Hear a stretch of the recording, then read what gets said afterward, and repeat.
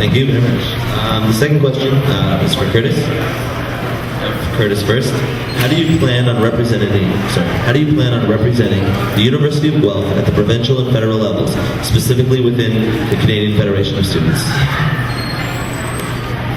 I believe that the University of Guelph students have a lot of major issues affecting them that need to be brought to the provincial and federal levels.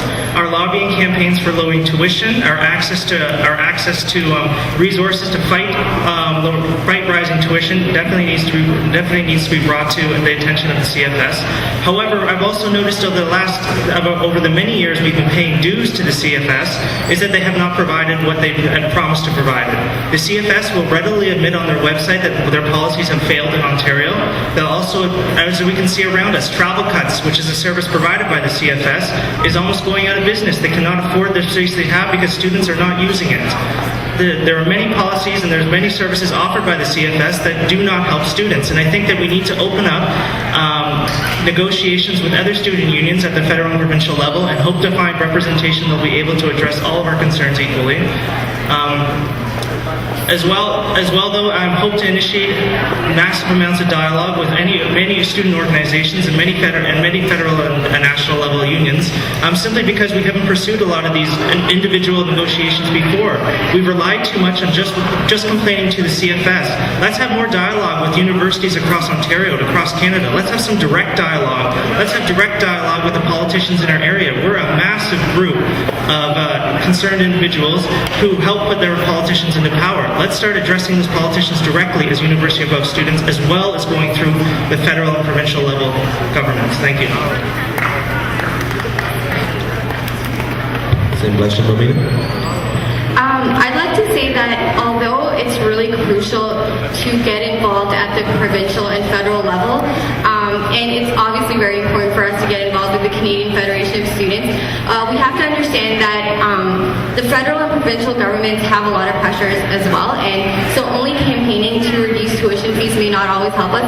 Personally, I've been involved with a lot of local and national politics. I have worked with Frank Valerian, the current Liberal MP, on a lot of the issues advocating for students and increased accessibility. I've also met with Karen Farbridge, our local mayor, on several occasions. I've also met with Liz Sandals, and I really believe that we, first of all, have to understand what their limitations are and have to understand what our limitations are as a CSA, as a university. The budget crisis obviously is affecting everybody at every level, corporations, the university, everyday people, the federal government. So we have to understand, first of all, where our strengths lie, where our weaknesses lie. We have to work with everybody. I don't have simple answers for anything. I do believe that the Canadian Federation of Students has done a lot. I've been involved with their Islamophobia task force. I have been involved with their current and ongoing anti-racism task force. They have done a lot for students, but at the end of the day, they are also students.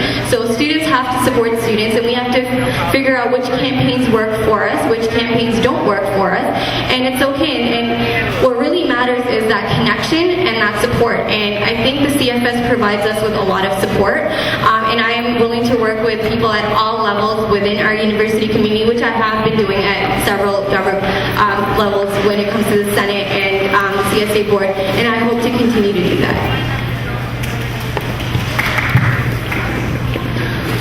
Third question is from Amina first.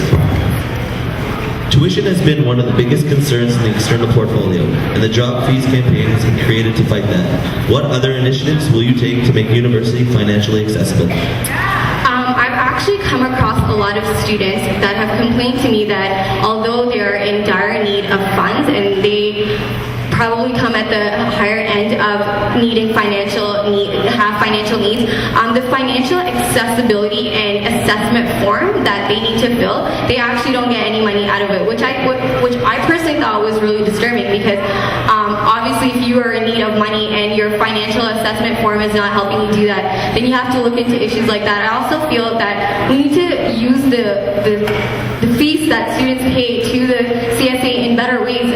For example, last year, a private company was asked to do an audit of the second floor space without student consultation whatsoever. That took thousands of dollars. I think the CSA really needs to start looking at where they're putting student money. If we cannot reduce tuition, which I don't think it's going to happen in the next year. At least we can use our money and channel it into better and more accessible initiatives to students. Like I had mentioned before, putting it into resources that students currently use, like the food bank. And I also believe we need to put more money into bursaries and any way that helps people to help students get more access to their finances. Thank you. Curtis, same question. I agree with Momina. We do need to be putting our resources into services and organizations that directly affect students. The food bank is an excellent resource that is underutilized, and we definitely need to provide more resources for helping students simply be students. I really wish I could give you the numbers, but it happens so often in residence that students approach me and they say, Curtis, I'm not worried that I can't join this club. I'm worried because I don't have money to come back to school next semester. I'm worried because I have to choose between paying for food this week or paying for my tuition. And to me, that's absolutely disgusting and appalling that students have to deal with these issues when trying to just simply be students and achieve an education. I think also that we need to also realize how our student fees are being dispersed and how they're being spent. We need to provide a more critical analysis on how our money is spent in the UC, specifically on the second floor level. We also need to seek alternate funding platforms. There are lots of cultural organizations, government foundations, government work grants that will be able to provide money for the CSA and a lot of our activities, but we simply haven't approached them in the past. Even if many of these organizations turn us down for money, the fact that we've never approached them, we'll never know how much money we could get to help fund student activities at this school. And that way, if we can get other organizations and other government programs to help fund some of these programs, it'll take the pressure off of students' backs and allow us to simply be students. Thank you. This first question comes from an audience member. It's for Curtis first. The question reads, as External Commissioner, you will be responsible for the CSA Human Rights Office. How did you go about researching the suggestions and ideas that you have for the office? Who did you speak to? Okay, as I understand that question now, sure, I'll provide some background information. I've been a student of philosophy for most of my life, and I have an academic interest in health policy and patient rights. And in doing that research, I've actually come to have a profound respect for the amount of perspective there is on human rights issues. And actually, it was a very interesting story happened. I was campaigning yesterday, and a young woman approached me, and she talked to me about equity. And that's something that I haven't really heard too much outside of the philosophy textbooks.